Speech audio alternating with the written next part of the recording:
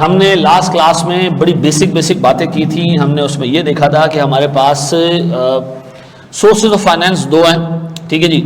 Share holders आपको पैसे देते हैं, ठीक है जी, आपको लोन देने वाले पैसे देते हैं। शेयर होल्डर आपसे रिटर्न मांगता है कंपैरेटिवली ज़्यादा, क्योंकि वो रिस्क ले रहा होता है, ठीक है जी। और सर जो लोन दे रहा होता है वो रिस्क नहीं ले रहा होता है इतना, उसकी रिटर्न भी फिक्स होता है। उसको ये भी पता होता है कि जी अगर कंपनी कल डूबेगी तो हर हाल में मेरा पैसा वापस करेगी, ठीक है जी। तो उसका जो रेट ऑफ रिटर्न होता है वो कंपैरेटिवली कम होता है, ठीक है जी। फिर हमने देखा था कि जी कंपनी ने दोनों को खुश रखना है। कंपनी ने एटलीस्ट इतना पैसा कमाना है कि अपने शेयर होल्डर्स और डेट होल्डर्स, ये डेट होल्डर कौन होता है सर? जो डेट देता है सर, यानी जो हमें लोन देता है उसको होल्डर हम क्यों कहते हैं? देखो मेरे शेयर्स हैं, उसके पास हैं, तो मैं कहूँगा जी शेयर होल्डर है। मेरी डेट सिक्योरिटीज डिबेंचर उसके पास है, तो मैं क्या कहूँगा? मेरे डेट को होल्ड करता हूँ, ठीक है जी। तो आइंदा के बाद मैं कहूँ डेट होल्डर, तो आपको ये बात पता होना चाहिए कि ये बंदा वो जिसने हमें पैसे दिए। मैं आपको कहूँ शेयर होल्डर, ये वो बंदा जिसने हमारे शेयर्स दिए हैं, ऐसा। अच्छा जी, बोर्ड पे देखिएगा दोस्त, मैं एक छोटी सी डिस्कशन आपसे करने जा रहा हूँ जो थोड़ी सी स्ट्रेंज डिस्कशन है, ठीक है जी। उसूलन आई कैप में इस तरह के सवाल नहीं आने चाहिए, लेकिन जब उसूल की बात होती है तो आई कैप के सवाल जो है वो उससे बिल्कुल बाज़ औक़ात बरक्स आ जाते हैं, ठीक है जी। तो मैं एक छोटी सी चीज़ आपको समझाने जा रहा हूँ और फिर उसके ऊपर एक क्वेश्चन आपको दे रहा हूँ करने के लिए।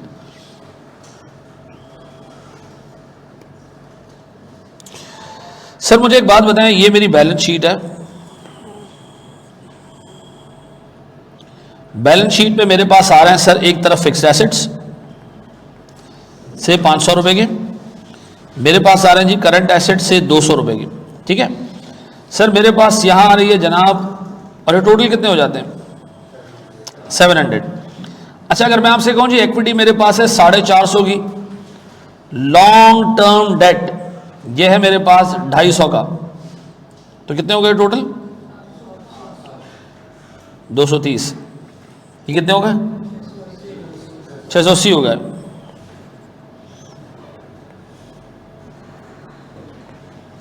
शॉर्ट टर्म डेट कितना?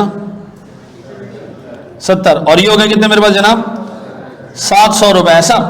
गौर से सुनना मेरे बच्चों, एग्जाम में वो आपको कहेगा जी इस बैलेंस शीट को देख के ये बताएं कि इसमें कितना अमाउंट कैपिटल एम्प्लॉयड का है। क्या जवाब दोगे? भाई कैपिटल एम्प्लॉयड वो सोर्स ऑफ फाइनेंस है जिसपे आपने कोई ना कोई कॉस्ट पे करनी है। अच्छा आपने अपने इक्विटी होल्डर्स को सर क्या पे करना है? डिविडेंड देना है। आपने अपने लॉन्ग टर्म डेट होल्डर्स को क्या पे करना है? इंटरेस्ट पे करना है। तो मेरे पास इन दोनों को मिलाऊं तो ये क्या बनता है? कैपिटल एम्प्लॉयड, ऐसा। अब बाज़ औक़ात एग्जामिनर करता क्या है, वो इतना सीधा मामला नहीं देता कि इक्विटी दे दे और लॉन्ग टर्म डेट दे दे। वो आपको कहता है जी कंपनी के पास फिक्स्ड एसेट्स हैं कितने के? 500 के, और कंपनी के पास वर्किंग कैपिटल ये है जनाब 130 रुपए का। ये वर्किंग कैपिटल क्या होता है? Current assets minus current liabilities. ये होता क्या वर्किंग कैपिटल? हाँ जी, नहीं, अपॉर्चुनिटी कॉस्ट नहीं। देखो मेरी बात सुनो, आज डिसाइड करो कि हमने एक बिजनेस शुरू करना है। मिसाल के तौर पर हमने बिरयानी बेचनी है, ठीक है। तो हमने क्या किया, एक दुकान खरीद ली, वो देगड़े वेगड़े खरीद लिए, वो बड़े बड़े चमचे खरीद लिए, क्या कहते हैं पता नहीं इसको, ठीक है जी। वो हमने बाकी सारा सिस्टम खरीद लिया। तो एक बंदे ने आके कहा भाई बिरयानी बना रहे हो, ये सारी चीज़ें खरीद ली है, बिरयानी खरीदी, चावल खरीदा? मैंने कहा नहीं। तो उसने कहा इतने सारे काम में कितने पैसे फंसे तुम्हारे? मैंने कहा जी मेरे को 10 लाख रुपए लग गए जी, ये सारी चीजें आई हैं। उसने कहा अभी तो और पैसा फंसेगा। मैंने कहा वो कहाँ फंसेगा? उसने कहा बिरयानी की जो चावल है वो आपको लेकर रखने पड़ेंगे, ये तो नहीं रोज के रोज मार्केट से जाके लेके आओगे। तो 2 लाख रुपए का चावल अपने पास स्टोर कर दो। मैंने कहा अच्छा। मैं जाके सर चावल ला के स्टोर कर दिया मैंने अपने पास। ये क्या है सर मेरे पास स्टॉक, ये भी मेरा पैसा फंसा, ऐसा। थोड़े टाइम बाद सर जब मैंने बिरयानी बेचना शुरू की तो लोगों ने पैसे रोक लिए उधार, और पैसा फंसा। इसका मतलब है मेरा पैसा फंसता है कहां पर? स्टॉक में। मेरा पैसा फंसता है कहां पर सर?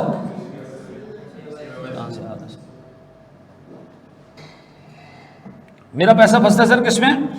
रिसीवेबल्स में। ऐसा फंस रहा है मेरा पैसा सर। अब मैंने कहा अच्छा, इसका मतलब मेरा पैसा जो है वो स्टॉक में फंस गया, और अगली दफा मेरे पास अच्छा स्टॉक आया सर मेरे पास 2 लाख का, और मेरे सर रिसीवेबल्स में अज्यूम करो 1.5 लाख फंसे हुए। फिक्स्ड एसेट्स कितने के लिए थे? 10 लाख रुपए के। मिसाल दे रहा हूं, ये मेरी टोटल इन्वेस्टमेंट अब तक सर 10 लाख रुपए के फिक्स्ड एसेट्स फंसे हुए। 2 लाख रुपए का सर मेरे पास गोडाउन में जो है वो चावल पड़े, और मेरे पास सर 1.5 लाख रुपए रिसीवेबल में फंसे। किसी ने मुझे कहा अगली दफा जब चावल खरीदने जाओ ना, उधार पे खरीदना, तो तुम्हारे पैसे नहीं फंसेंगे। मैंने कहा कमाल की बात की है तुमने। इसका मतलब है जैसे मेरे लोगों ने पैसे फंसा के रखे, मैं भी किसी का फंसा लूं, ऐसा।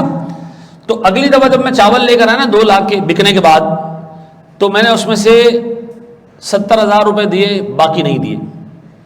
बाकी क्या है सर मेरे पास? तो अगर मैं आपसे कहूं जनाब बाकी मेरे पास है क्रेडिटर्स, कितने के जी? 1,30,000 के। अब बताओ, मैं कह रहा हूं मेरे पास 2 लाख का गोडाउन में स्टॉक तो पड़ा है, लेकिन ये 100% मेरा नहीं है। मैंने क्या किया है? उधार लिया। कितने का? अब बताएं, ये 3 है मेरे पास टोटल ऐसी चीजें जो मुझे फिक्स्ड एसेट्स के अलावा देखनी है। मेरे इसमें 2 एसेट्स हैं, मैं कह सकता हूं जी मेरे 2 लाख और 1.5 लाख टोटल 3.5 लाख रुपए फंसे हुए हैं, लेकिन इस 3.5 लाख रुपए के करंट एसेट्स में 1,30,000 रुपए मेरे नहीं है। अगर मैं इन तीनों को नेट करता हूं ना, तो क्या आता है सर? 2 लाख। ये 2,20,000 कहलाते हैं नेट करंट एसेट्स। क्या कहलाते हैं? और इनको दूसरे अल्फाजों में हम कहते हैं वर्किंग कैपिटल। क्या कहते हैं? वर्किंग कैपिटल क्या होता है? मेरे पास वो करंट एसेट जो मेरी अपनी जेब से फाइनेंस्ड है। अपनी जेब से फाइनेंस का क्या मतलब? सर कुछ रॉ मटेरियल ऐसा है जो मैंने उधार पे लिया, उसके पैसे नहीं दिए, बाकी सबके पैसे दिए मैंने। तो आइंदा के बाद कोई कहे वर्किंग कैपिटल क्या है, तो क्या जवाब होगा? वो करंट एसेट्स जो मेरी अपनी जेब से फाइनेंस हुए हैं, नेट करंट एसेट्स हैं। ऐसा है? ये बात समझ आती? अच्छा जी, नहीं ज्यादा मिस नहीं हुई, बिल्कुल अभी शुरू हुई है क्लास। मेरा सवाल ये जनाब, एग्जामिनर ने कहा जी 500 रुपए हमारे पास फिक्स्ड एसेट्स हैं, 130 रुपए हमारे पास नेट करंट एसेट्स यानी वर्किंग कैपिटल है, और आपको सिर्फ ये 2 इंफॉर्मेशन दी बस, और आपको कहा वर्किंग कैपिटल निकालें। आप इन दोनों को ऐड करेंगे ना, कितना बनेगा ये? आप इन दोनों को भी ऐड करेंगे, कितना बनेगा? ऐसा। तो एग्जाम में वो बाज़ औक़ात आपको लॉन्ग टर्म डेट और इक्विटी के नाम पे चीज़ें नहीं देता, बल्कि क्या करता है वो आपको कहता है जी इतने रुपए के फिक्स्ड एसेट्स हैं, इतने रुपए के नेट करंट एसेट्स हैं। तो सीधी सी बात है सर, जो फिक्स्ड एसेट्स हैं और जो नेट करंट एसेट्स हैं, यही तो वो 2 चीज़ें जो शेयर होल्डर और डेट होल्डर लेकर आए। यही तो वो 2 चीज़ें जो शेयर होल्डर और डेट होल्डर लेकर आए। सारा का सारा एसेट्स कौन लेकर आता है? 3 लोग लेकर आते हैं, share holder, long term date holder, short term date holder. तो शॉर्ट टर्म तो ऑलरेडी माइनस हुआ है वर्किंग कैपिटल में, तो जो बाकी बच गया वो कौन लेकर आया? वो लॉन्ग टर्म डेट होल्डर और इक्विटी होल्डर्स लेकर आए। तो आइंदा के बाद अगर एग्जाम में वो आपको फिक्स्ड एसेट्स और वर्किंग कैपिटल की फिगर दे, इन दोनों को ऐड करोगे तो ये बराबर होगा किसके? सर ये लॉन्ग टर्म डेट और इक्विटी के बराबर होगा, equity plus long term date, ये इसके बराबर ही होगा। ऐसा? अच्छा, आप चाहो तो उसको एक अकाउंटिंग इक्वेशन के तौर पे प्रूफ कर सकते हो। सर क्या मैं कह सकता हूं मेरे पास fixed assets plus current assets equals to equity plus long term debt plus short term debt या करंट लायबिलिटीज। ऐसा? सर ये शॉर्ट टर्म डेट मैं यहां ले आऊं, क्या हो जाएगा जी? सर माइनस में आ जाएगा। तो fixed assets plus current assets minus current liabilities short term debt equals to equity plus, इसको आमतौर पे हम क्या कहते हैं? Working capital. तो fixed assets plus working capital equals to equity plus long term debt. ऐसा है? याद रहेगा। तो आइंदा के बाद सर अगर एग्जाम में वो आपसे वर्किंग कैपिटल, वो आपसे कहेगा जी कैपिटल एम्प्लॉयड निकाल के दो, और सवाल में कहीं पर भी लॉन्ग टर्म डेट और इक्विटी की फिगर नहीं आ रही हो, तो आपको ये बात पता होना चाहिए कि फिक्स्ड एसेट्स और जो वर्किंग कैपिटल है या नेट करंट एसेट्स है, इनको ऐड करोगे तो क्या बनेगा? पक्का? ये कॉपी करें, 14% है। पक्का? मैं कह रहा हूं उसको सर। अच्छा देखिए, इसमें सबसे पहले तो टोटल एसेट्स आ रहा है, फिर करंट लायबिलिटीज आ रही हैं। अगर मैं टोटल एसेट्स में से करंट लायबिलिटीज हटा दूं तो मेरे पास रह जाएंगे वो एसेट्स जो किसने लाके दिए हैं, लॉन्ग टर्म डेट होल्डर्स और शेयर होल्डर्स ने लाके दिए हैं। वो कितने रह जाएंगे, कितना 17 ये रह गया जी। ऐसा इसके हैं दो हिस्से जी, इसके दो हिस्से हैं। वो कह रहे हैं जी equity is twice the long term debt. तो इसका मतलब है भाई इक्विटी के दो हिस्से हैं और डेट के कितने हिस्से हैं, एक हिस्सा है। तो टोटल हिस्से कितने हैं, क्या आता है जी 11 और 5 लाख।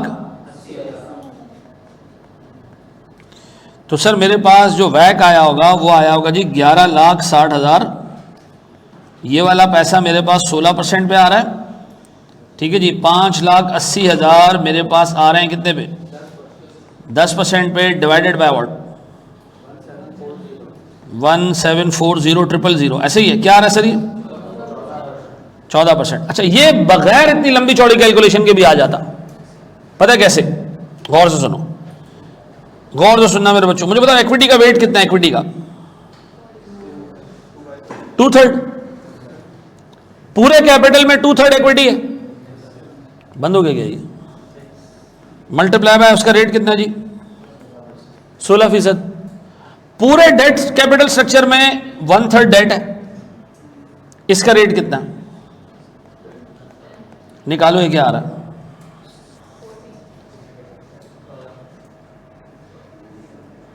14% ही आ रहा है।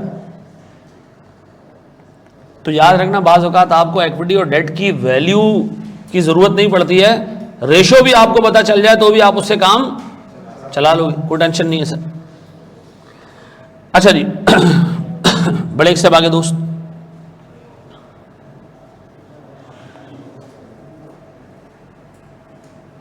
शाबाश शाबाश शाबाश मेरे बच्चों, बढ़ जाएं आगे। अच्छा सुनो सुनो सुनो, आज अभी तक मैंने क्लास में सिर्फ आपको ये बताया कि कैपिटल एम्प्लॉयड को equity plus long term date ऐसे भी कैलकुलेट कर सकते हैं और fixed assets plus net current assets ऐसे भी कैलकुलेट कर सकते हैं। डन है मेरे प्यारे बच्चों। बोर्ड पे सबसे इंपॉर्टेंट डिस्कशन,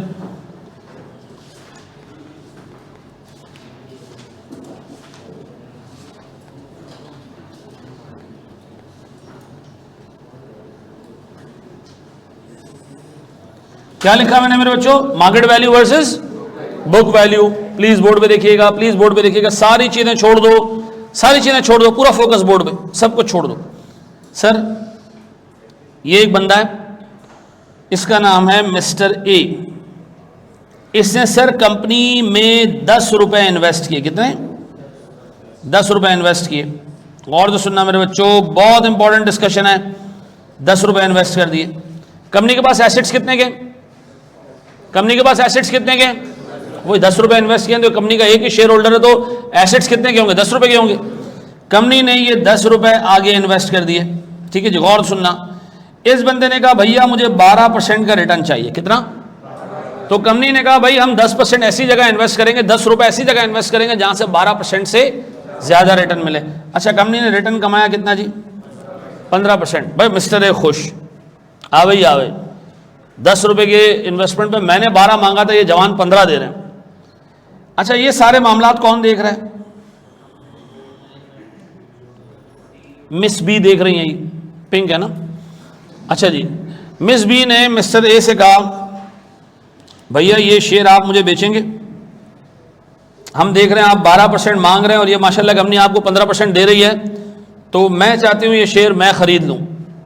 तो ए ने कहा ठीक है आप एक काम करें, इसके आप मुझे 12 रुपए दे दें, कितने 12 रुपए देने, कितने 12 देने। शेयर था कितने का ओरिजिनली, तो सर मिस बी ने इनको 12 रुपए दिए और शेयर खरीद लिया। अब बताओ कंपनी के पास एसेट्स कितने हो गए, कंपनी के पास एसेट्स 10 ही हैं, 12 नहीं हुए। कंपनी के पास आज भी कितने के एसेट्स पड़े हुए हैं, 10 हैं, 12 तो नहीं हुए।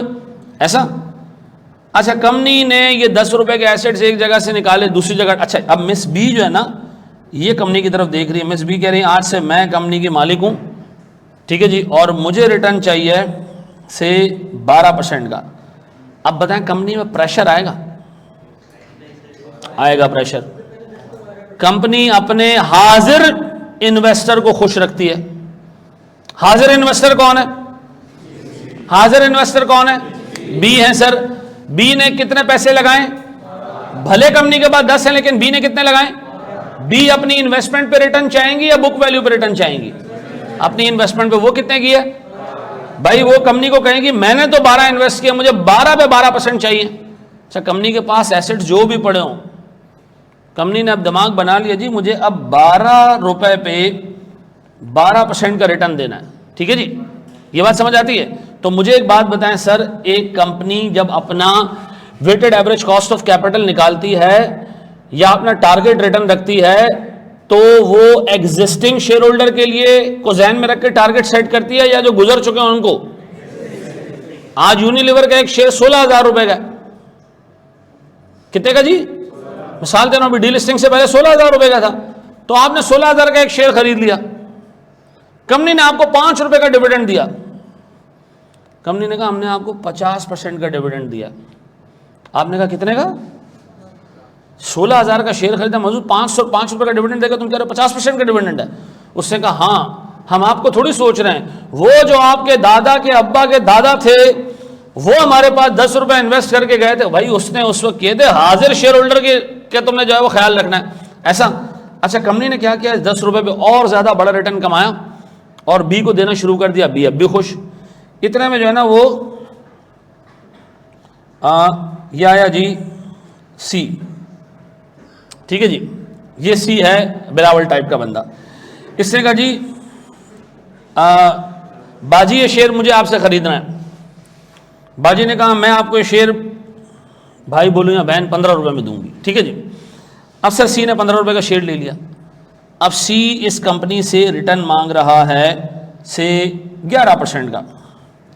क्या कंपनी इसको जहन में रख के रिटर्न जनरेट करने की कोशिश करेगी या ए को या बी को? सी को। अब मुझे एक बात बताएं, जब आप वैक निकालेंगे तो इक्विटी की मार्केट वैल्यू लेंगे या बुक वैल्यू? मार्केट वैल्यू क्यों लेंगे सर? क्योंकि हाजिर इन्वेस्टर ने तो मार्केट वैल्यू के बराबर पैसा इन्वेस्ट किया है, तो मुझे रिटर्न किसको देना है? हाजिर इन्वेस्टर को देना है। तो आइंदा के बाद जब हम वैक निकालेंगे तो हम बुक वैल्यूज पे नहीं निकालेंगे बल्कि मार्केट वैल्यूज पे निकालेंगे। ये बात समझ आती है सर? फौरन से कॉपी करें।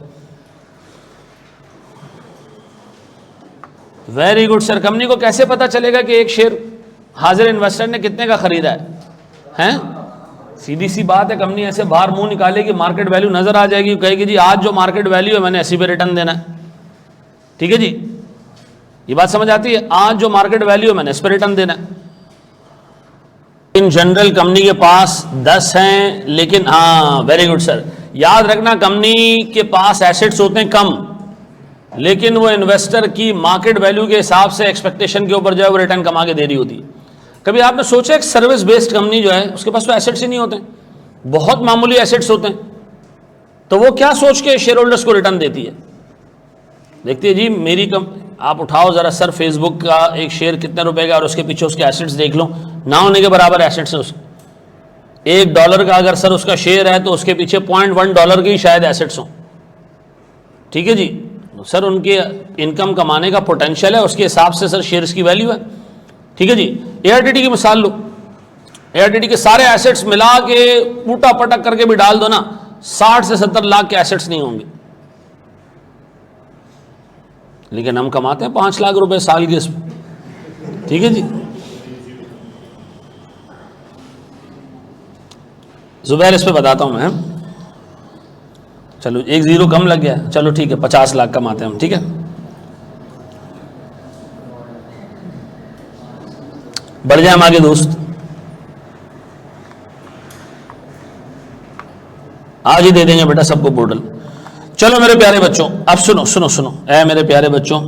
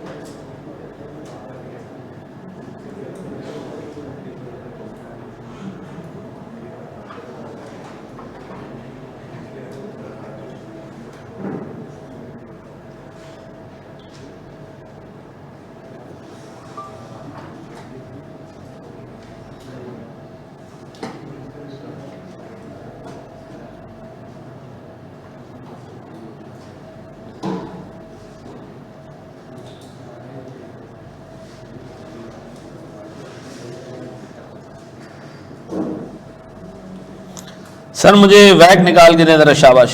और वैक बता दें किस वैल्यू पे कैलकुलेट होता है, मार्केट वैल्यू, बुक वैल्यू? अच्छा, अगर एक बंदा आपसे लड़ रहा हो कि एग्जाम में वो कहे जी बुक वैल्यू पे वैक कैलकुलेट करो, तो फिर क्या करोगे आप? याद रखना भैया, एग्जामिनर जंगल का बादशाह है, ठीक है जी, वो जो बोलेगा आपने करना है, ठीक है। एग्जामिनर यहां कह रहे हैं दोनों पे वैक निकाल के दें।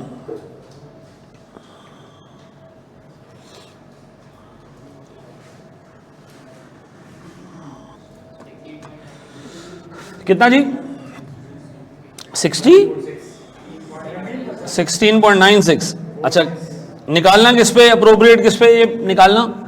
मार्केट वैल्यू पे। अगर वो कह रहा है बुक वैल्यू पे निकाल दो, निकाल के दे दो, लेकिन सर मैं मार्केट वैल्यू पे निकाल रहा हूं, आप घर पे बुक वैल्यू पे निकाल लीजिएगा। 990 18.5 प्लस मल्टीप्लाई बाय 11.55, ऐसा 990 प्लस क्या आ रहा है बेटा?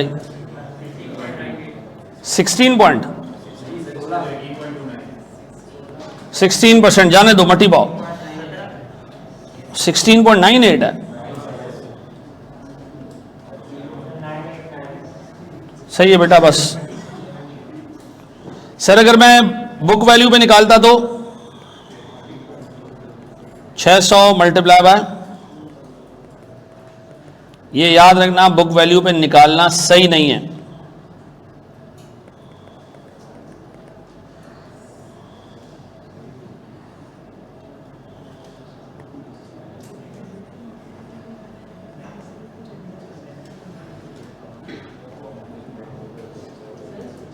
जी मेरे बच्चे,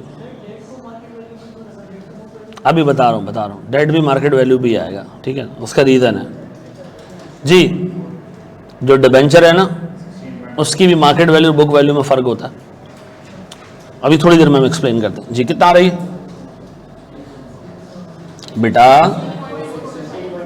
16 पॉइंट, ठीक है जी। याद रखना भैया, ये सही है और ये सही नहीं है। डन? अच्छा जी मेरे प्यारे बच्चों, अब बोर्ड पे देखें।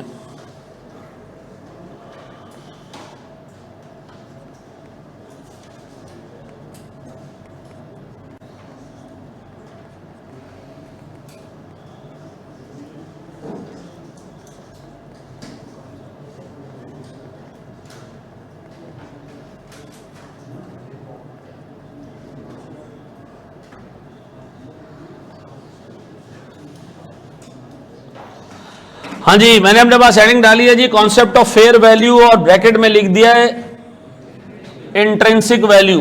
क्या चीज? Intrinsic value. आए जरा देखते हैं ये इंट्रिंसिक वैल्यू क्या है और फेयर वैल्यू क्या है।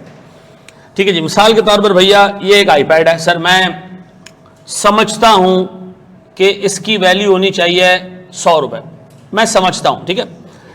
अच्छा, मैं मार्केट जाता हूं तो पता चलता है जी इसकी वैल्यू चल रही है 90 रुपए। 90 रुपए क्या है? फेयर वैल्यू है।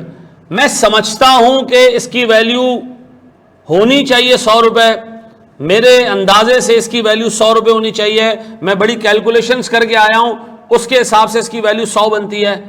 यह है इंट्रिंसिक वैल्यू। अब बताएं जी, इंट्रिंसिक वैल्यू अगर ज्यादा है और फेयर वैल्यू या मार्केट वैल्यू कम है, क्या करना चाहिए? हमें खरीद लेना चाहिए उस चीज को, बिकॉज मैं ये सोच रहा हूं कि इसकी वैल्यू ज्यादा है, भाई कम सस्ते में मिल रही है, ले लो, बढ़ जाएगी वैल्यू बाद में, ये बात भेजे में बैठती है। तो इंट्रिंसिक वैल्यू क्या होता है? वो वैल्यू जो इस चीज की होनी चाहिए मेरे हिसाब से, मैं पूरी कैलकुलेशन डिटेल में करके आ रहा हूं। I think this iPad should have a value of 100 rupees. Currently ये मार्केट में सर 90 रुपए का चल रहा है, ये मेरे लिए एक ऐसा स्टॉक है जो मुझे खरीद लेना चाहिए। क्यों? मैं बहुत टेक्निकल बात करने जा रहा हूं। देखो, एडम स्मिथ एक इकोनॉमिस्ट था, उसने कहा मार्केट में ना एक हिडन हैंड है, एक खुफिया हाथ है जो चीजों को इंट्रिंसिक वैल्यू की तरफ लाता है, जो चीजों को।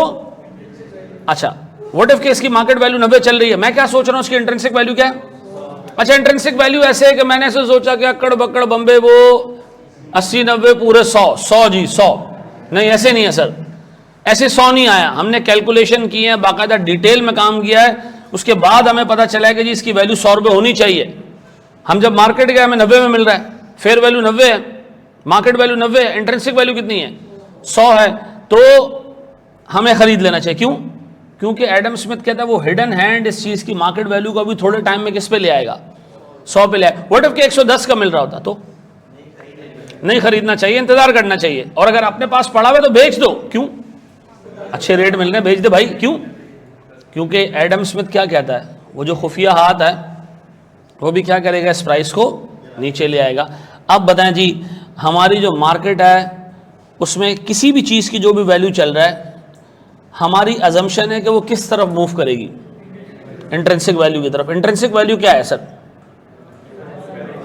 वो वैल्यू जो मेरे हिसाब से बनती है, एक दफ़ा हमारे एक एनालिस्ट था हमारा, ठीक है ना, मैं चूंकि फाइनेंशियल सेक्टर से वाबस्ता रहा हूँ, मैंने काम ही फाइनेंशियल सेक्टर में किया, तो मेरी तुम्हें सब्जेक्ट के अंदर एग्जांपल्स भी वैसे ही मिलेंगे, ठीक है। मैं कंपनी में था, उसका नाम था, बता दूँ, उसका नाम था आरिफ हबीब इन्वेस्टमेंट्स, ठीक है। तो हमारा एक रिसर्च एनालिस्ट था, उसने एक चीज़ कैलकुलेट की। उसने कहा जी मेरे हिसाब से पीएसओ के एक शेयर की वैल्यू बनती है 400 रुपये। कितनी बनती है? बड़ा इंटरेस्टिंग मामला ये। और वो उसने आगे प्रेजेंटेशन दी कि इसकी इंट्रिंसिक वैल्यू 400 है, मार्केट में करंटली 298 297 पे ट्रेड हो रहा है, हमें इसकी होल्डिंग रखनी चाहिए, अगले 6 महीने में इसकी प्राइस ऊपर की तरफ मूव करेगी, क्योंकि एडम स्मिथ कहता है कि वो जो खुफिया हाथ है वो आ रहा है। तो मैनेजमेंट ने कहा ठीक है, फिर अगले हफ्ते से इसकी बाइंग शुरू करते हैं, ठीक है जी। चला गया, सीट पर बैठ गया, थोड़ी देर के बाद आया मेरे पास, यार एक मसला है। क्या हुआ? यार वो मैं जो कैलकुलेशन किया ना, उसमें एक फिगर चेंज करने से ना ये आ रही है 292। तो हमने कहा तुमने प्रेजेंटेशन में गलत बात की है। कह रहा हाँ यार वो फिगर थोड़ी सी चेंज करने की वजह से ना वो गलती थी, वो माइनस करना था, प्लस कर दिया। अच्छा कोई टेंशन नहीं है, जाके बता देते हैं। यार नहीं यार, वो जलील करेंगे हमारे जो हेड ऑफ इन्वेस्टमेंट है। हमने कहा नहीं यार दिखा दो उसको। जुदैर अच्छा ठीक है। तो जाके दिखा दो उसको।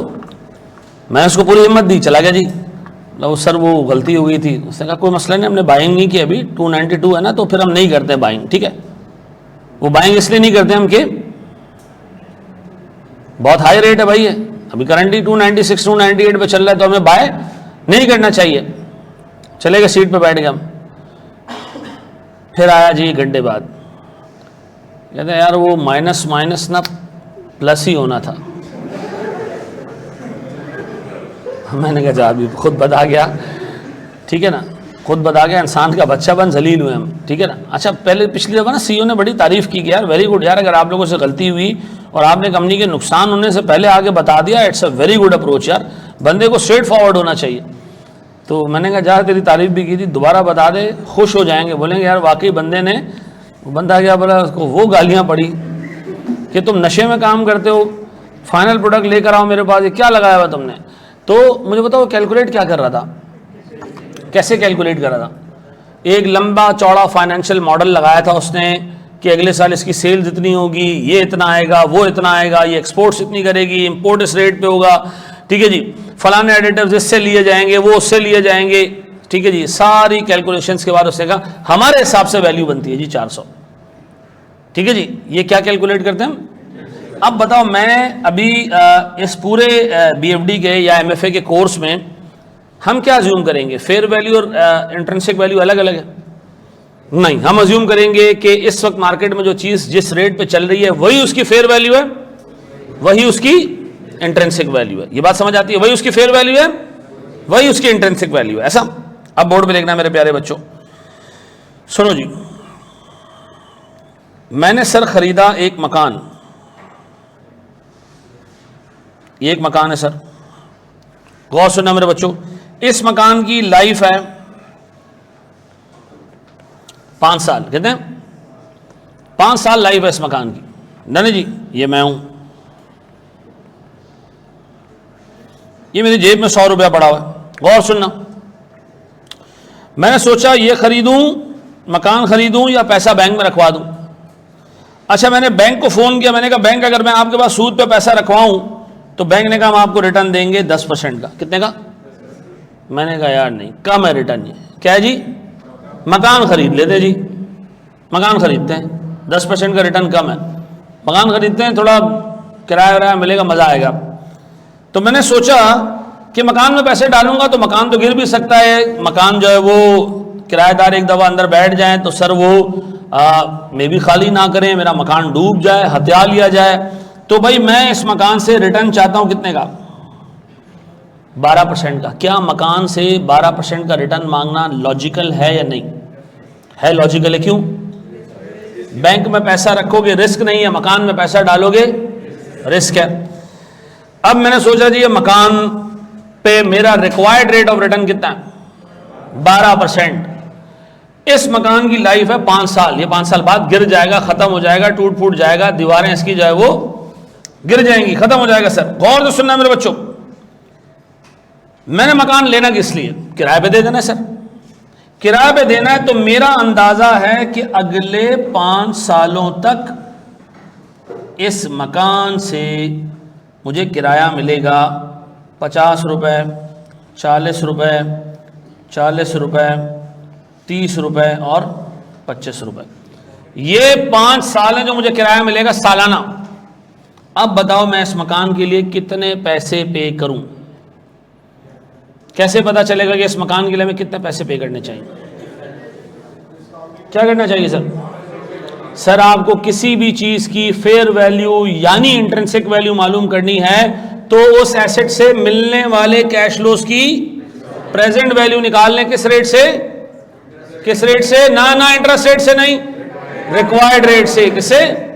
रिक्वायर्ड रेट से। बताएं सर, रिक्वायर्ड रेट से अगर प्रेजेंट वैल्यू निकालूं तो क्या नजर आ रहा है sir? 50 divided by 1.12 raise to the power 1, 40 divided by 1.12 raise to the power 2, 40 divided by 1.12 raise to the power 3, 30 divided by 1.12 raise to the power 4 और 25 divided by 1.12 raise to the power 5। मुझे निकाल के दोगे अलग अलग values कितनी है इसकी? टोटल मिला के, टोटल मिला जुला के हैं 138 पॉइंट। अब सुनो सुनो सुनो मेरे प्यारे बच्चों, अगर मैं इस घर को खरीदने के लिए 138 रुपए पे कर दूं तो सर मैं इफेक्टिवली ये कैश फ्लोज हासिल करके मैं कमाऊंगा 12%। मैं कितने कमाऊंगा? 12%। 5 सालों में कितने कमाऊंगा? 12%। मैं अगर आज ये घर खरीद लूं कितने में? 138 में, तो इवेंचुअली इस रेंटल इनकम के through I will be earning only 12%। What if के मकान मुझे 100 रुपए में मिल जाए तो खरीदना चाहिए नहीं खरीदना चाहिए? क्योंकि मेरे हिसाब से इसकी वैल्यू कितनी बन रही है?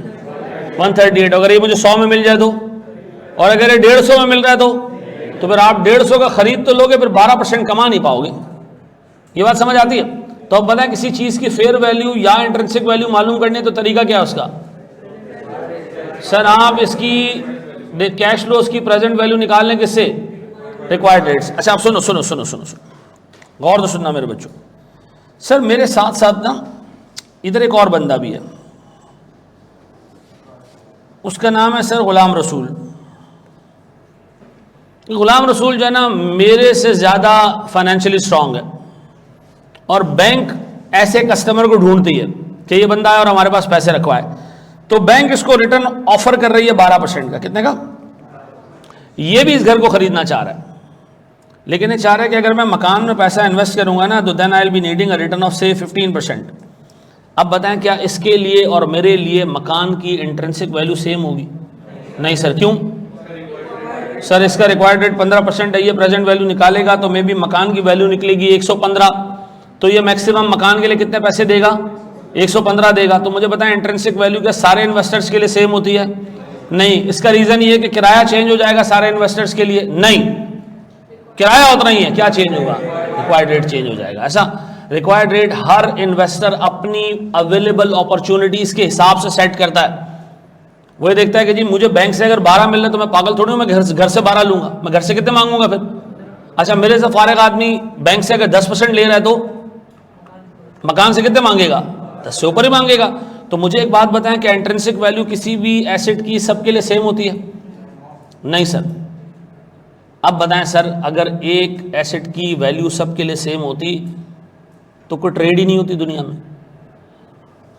मैं बहुत टेक्निकल बात करने जा रहा हूं। मैंने जिस बंदे से ये एसेट खरीदा था से 2 लाख रुपए देके, मिसाल दे रहा हूं, उस बंदे ने क्यों बेचा? क्योंकि उसको ये लग रहा था 2 लाख से ज्यादा उसको कोई भी नहीं देगा, ऐसा।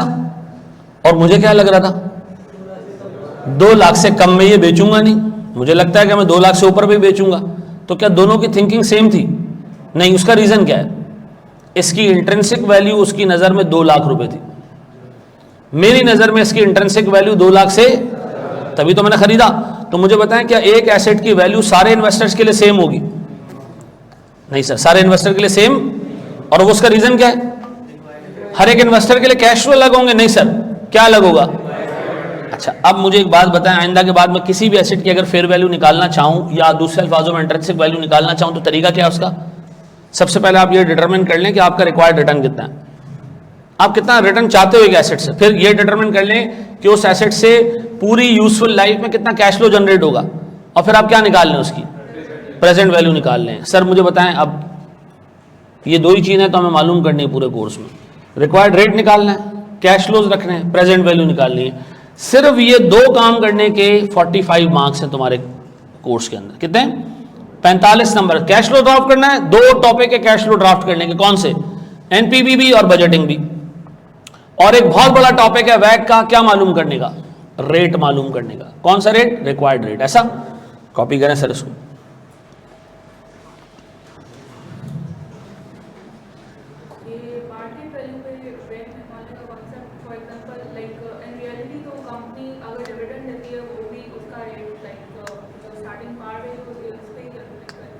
हाँ बिल्कुल,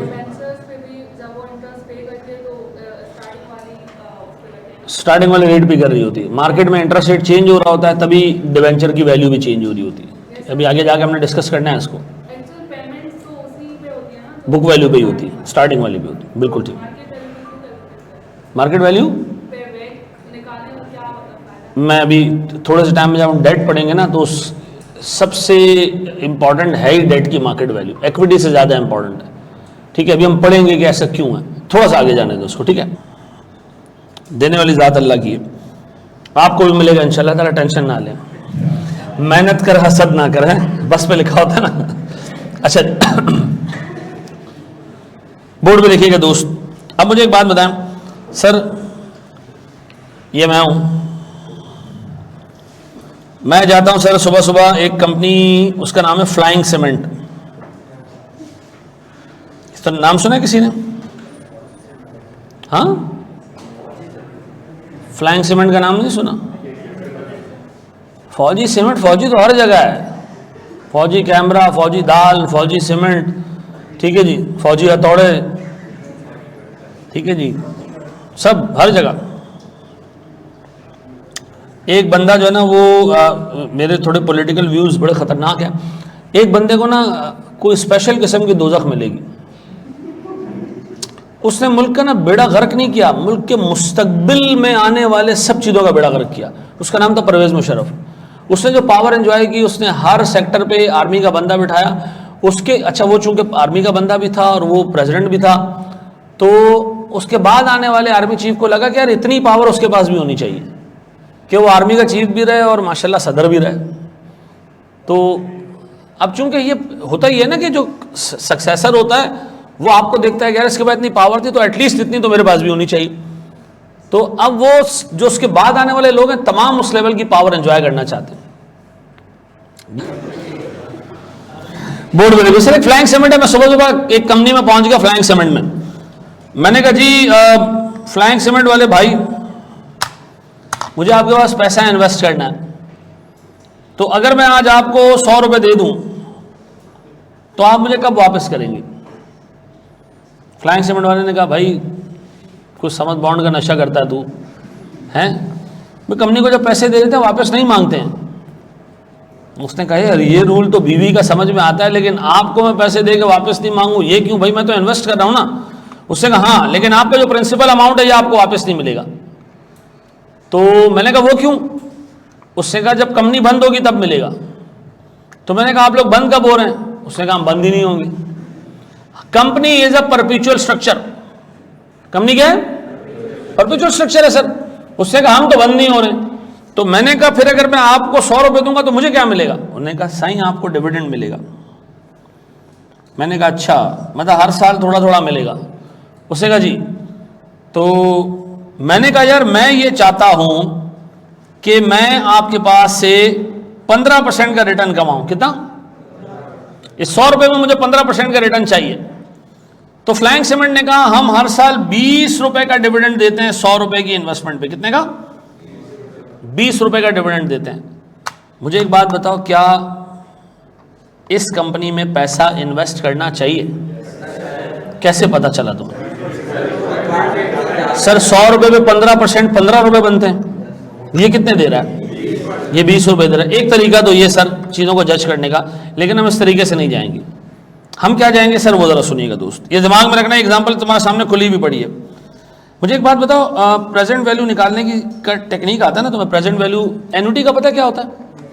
एन्युटी क्या होती है जी? वेरी गुड सर, सीरीज होती है। मिसाल के तौर पर आपसे कहा जाए कि जी एक एसेट, एक प्रोजेक्ट है जो 4 साल चलेगा। सर यहाँ भी 15 रुपए देगा, यहाँ भी 15 रुपए देगा, यहाँ भी 15 रुपए देगा, यहाँ भी 15 रुपए देगा।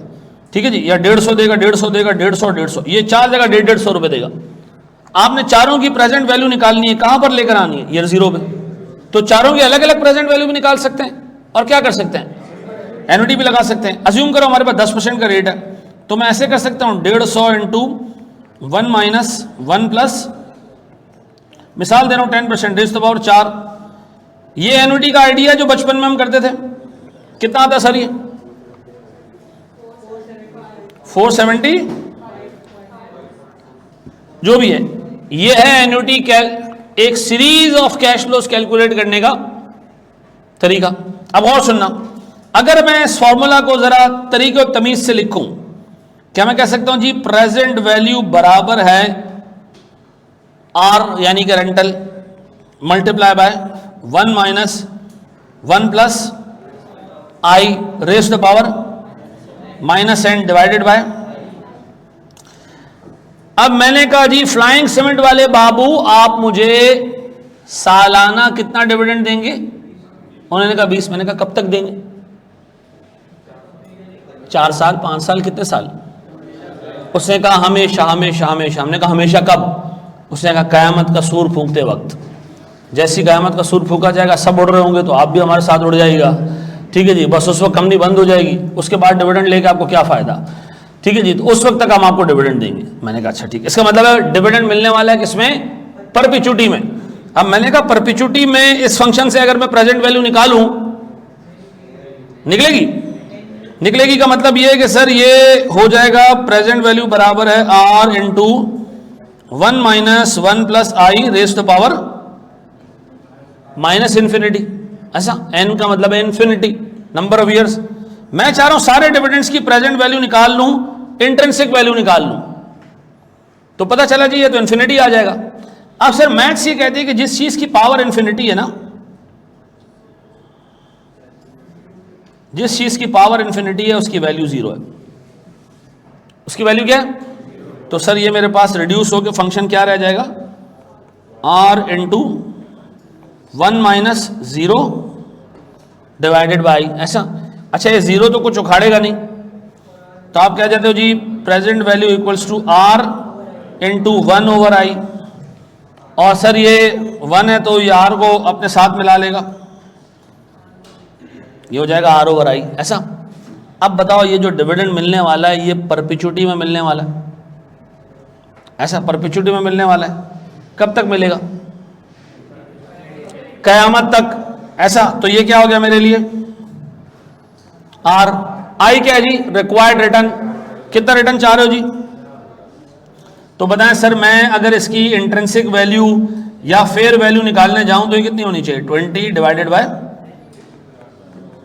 15%। क्या आ रहा है देखो? 133 पॉइंट।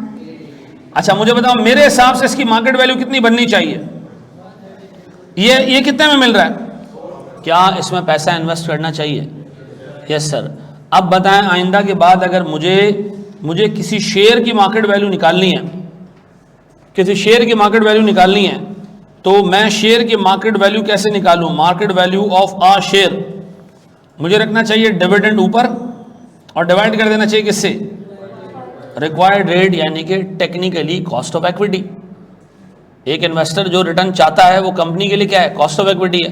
तो मुझे पता इधर डिविडेंड कितना था, इन्वेस्टर कितना मांग रहा है, तो इस शेयर की मार्केट वैल्यू कितनी होनी चाहिए? 133.33 ऐसा। तो अब मुझे एक फंक्शन समझ आ गया कि आइंदा के बाद जब भी मुझे इक्विटी की मार्केट वैल्यू निकालनी होगी मैं उसके सारे डिविडेंड्स की प्रेजेंट वैल्यू निकाल लूंगा। अच्छा, सारे डिविडेंड्स कब तक मिलेंगे? कयामत तक। तो ये तो परपेचुइटी हो गई।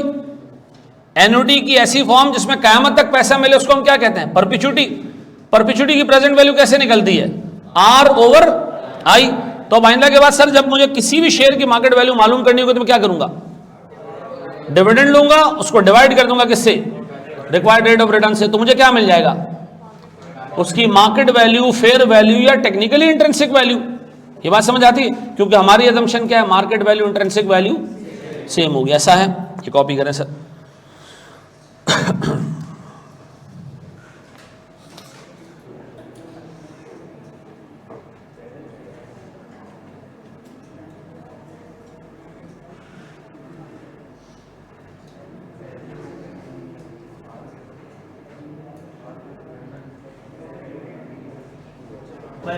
अच्छा, वहां पर यह फंक्शन इस्तेमाल नहीं हो सकता। क्यों? इस वाली जगह फंक्शन इस्तेमाल नहीं हो सकता। क्यों? क्योंकि 4 साल का है ना, परपेचुइटी में थोड़ी है ऐसा। चलो मेरे बच्चों, एक छोटा सा क्वेश्चन सर, मेरे प्यारे बच्चों,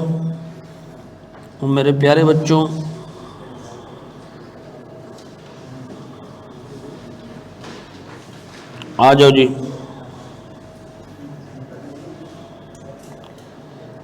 सर गौर से सुनिएगा प्यारे बच्चों, मेरे प्यारे बच्चों, कंपनी ए 4,60,000 रुपए का प्रॉफिट कमाती है, उसके 25,000 शेयर्स हैं और ये सारा प्रॉफिट डिविडेंड के तौर पे बांट देती है। तो बताओ इसके एक शेयर पे इन्वेस्टर को कितना डिविडेंड मिलता है?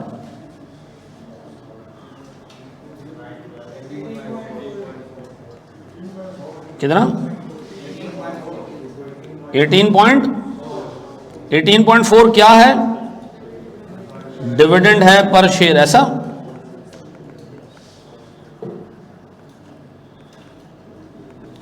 यही है। इस 18.4 को मैंने डिस्काउंट करना है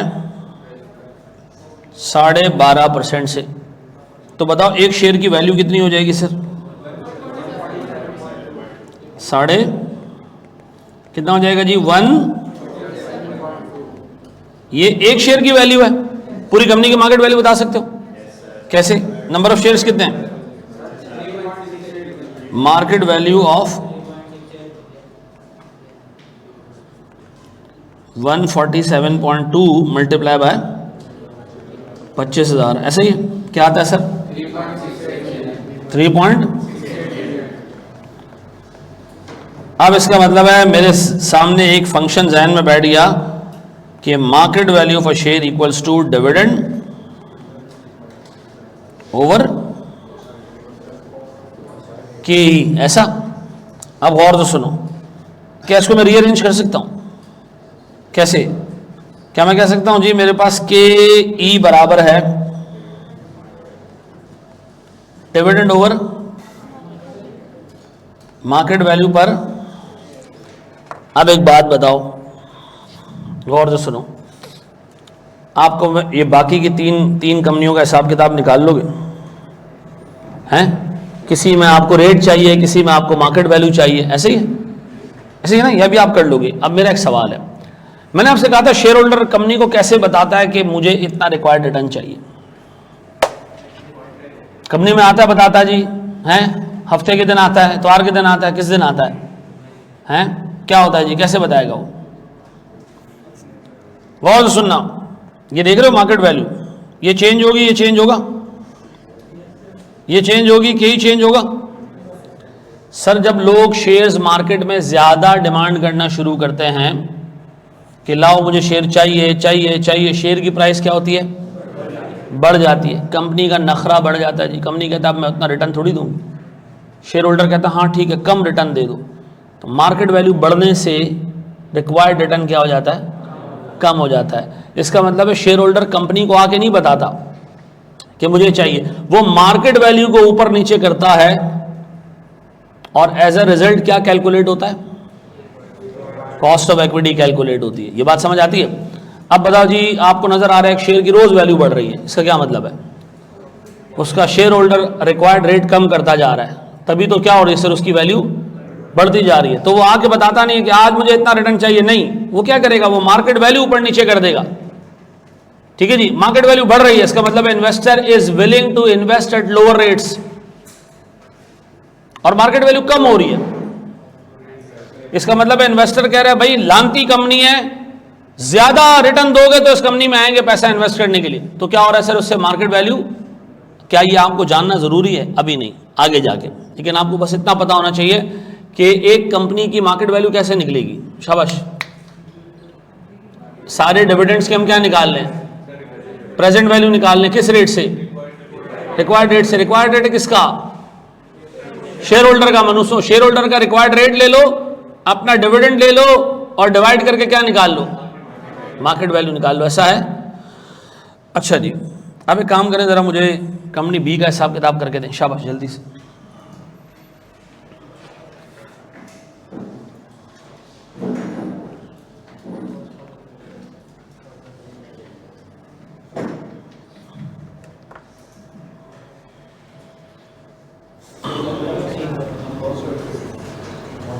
कंपनी बी का क्या हिसाब किताब है जी,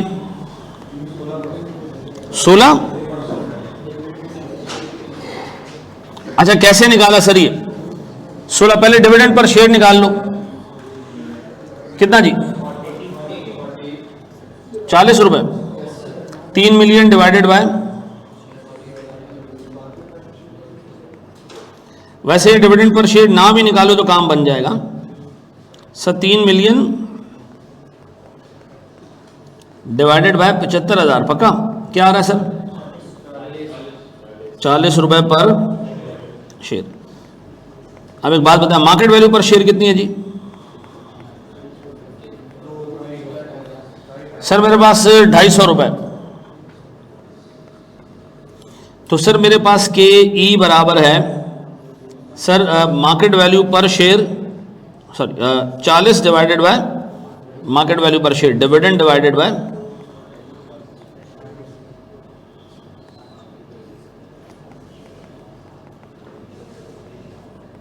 मार्केट वैल्यू पर शेयर, ऐसा। कितना डिविडेंड कितने का है?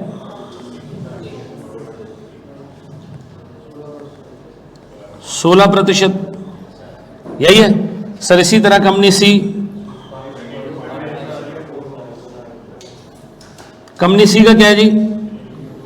सर कंपनी सी का भी इसी तरह का कुछ हिसाब किताब है, 2.5 lakh divided by 12,500।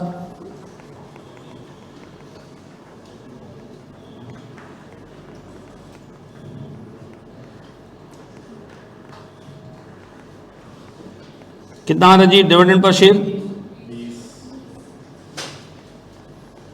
Market value कितनी है?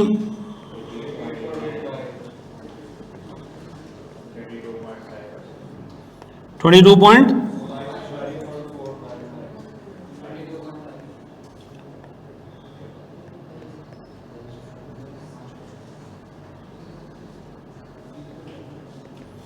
यही है बाबू। अच्छा फिर सर मेरे पास चौथा,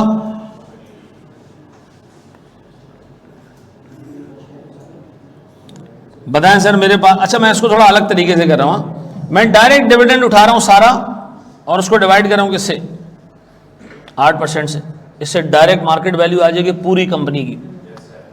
डिविडेंड पर शेयर से निकालोगे तो एक शेयर की मार्केट वैल्यू आएगी, टोटल डिविडेंड से निकालोगे पूरा डिविडेंड कितना जी, इंटायर डिविडेंड, डिविडेंड टोटल कितना, 8 मिलियन था, कितना था डिविडेंड,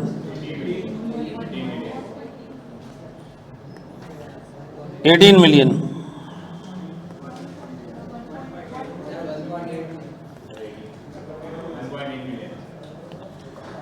यार क्या कर रहे हो यार, डिवाइडेड बाय क्या आ रहा है, 22.5 मिलियन रुपीस की market value. Number of shares कितने हैं, एक शेयर की मार्केट वैल्यू बताओगे?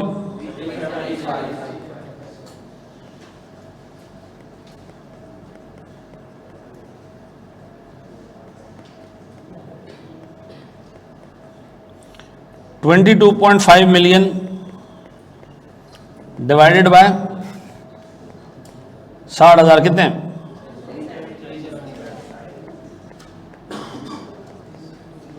ऐसा है।